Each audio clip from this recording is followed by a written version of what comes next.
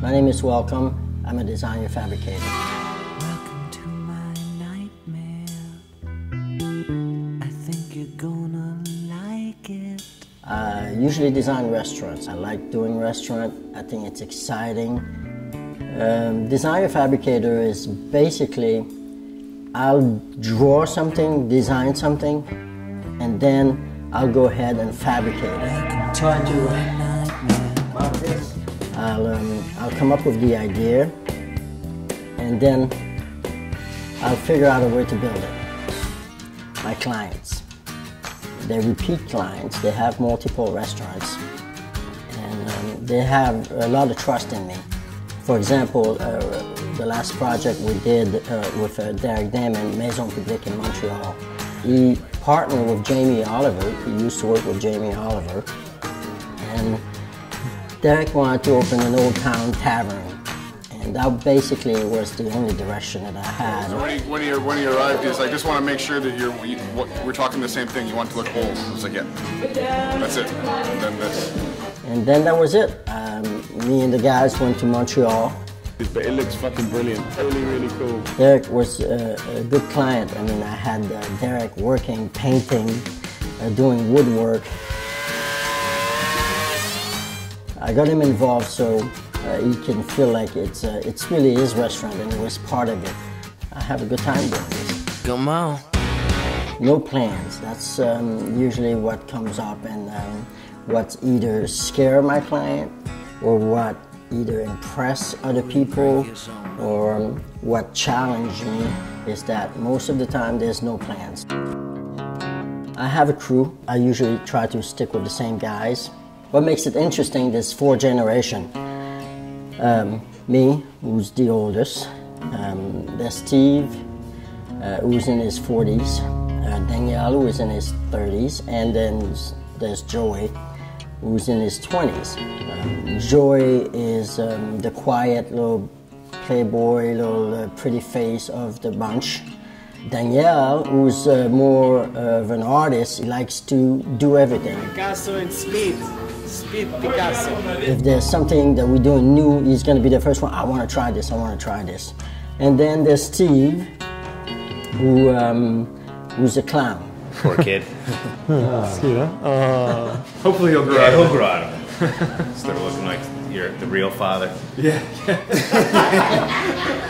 Steve will tell you the same story over and over. And Steve is basically always late, but he makes up for his time, but he's always late. For you, the TV viewers, this sucks. Dungeon is not good for Steve. And we're going on 8 days straight of working. He's Steve. I mean, he's my main guy. He's the guy that I count on to be there. The head guy, yeah.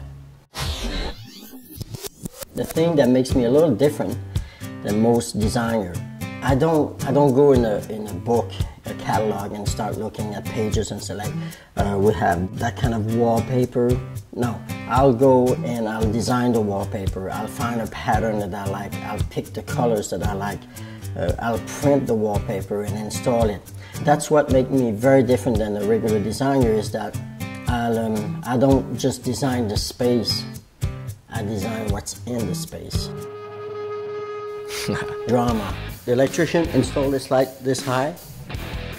There's always something going on with my staff. There's always somebody's late, somebody just show up, or somebody just don't listen. This box used to have a vent for the bathroom that went from the bathroom and vented out in the dining room. You want to keep it? You want to take the smell from the bathroom and send it in the bar? No. So take it down.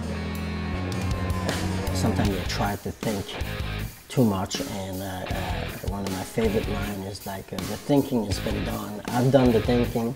There's always drama. For example, when we were in Montreal, I didn't know about the whole concept where if you want to do carpentry work, you need to have a card issued by the government that tells you you're allowed to do carpentry work.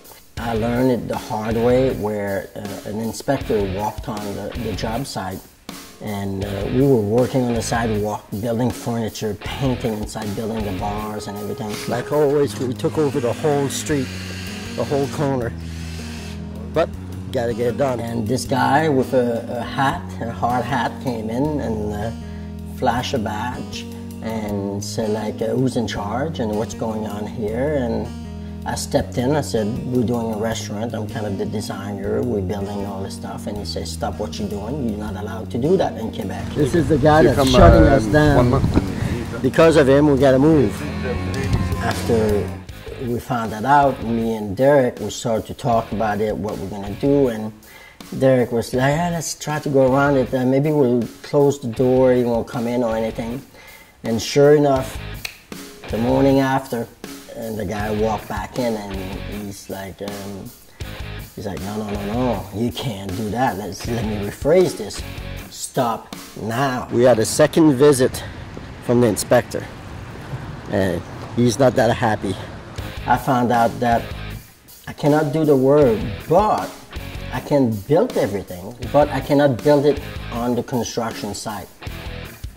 Once we understood that part, we had like one day to find a warehouse, a shop where we can do all this work. There was a storage space, they would let us work there, but the problem, it would have been so loud. This thing is draining me. All right, this is our last lead. I talked to a guy, he rushed me off the phone, he said, if you want it, go look at it.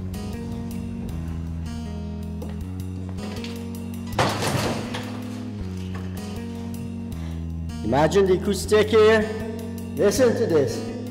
And let me introduce you to our neighbor. You guys are here all day, huh? Oh yeah, just take a look. And I interview Mr. Chang. What's he doing here? He sit there, he's got a little couch here with a little microwave, and his wife laying on the couch reading books, and I think that's their office, or they live there, one of the two. After one day, first day, once he sees the equipment coming, he's gonna fucking flip. And then he's gonna start smelling the paint, and then feeling the dust, and we're gonna get kicked out of there. We kind of turned it down, and we were towards the end, we were freaking out. We spent a whole day driving around without any lock, and we drove in front of a warehouse where there was a garage door open, and people were moving stuff out. So I asked the guys, I said, who's the landlord? Can I have his number and everything? So he gives me his number. I called the guy, I made an agreement with the guy, and he let us rent the space for 3 weeks. We took everything, the tools, and we moved all the tools in there. All right, I'm gonna organize the tools. We built everything in there, but it needed to be installed by a French Canadian. We have to hire a Canadian that has their cards. We found 3 young carpenters with their card. When they started to work for us, they freaked out because the kind of work we do is so unusual. We always try to create new things. They had a good time. On va se faire un fait des Legos.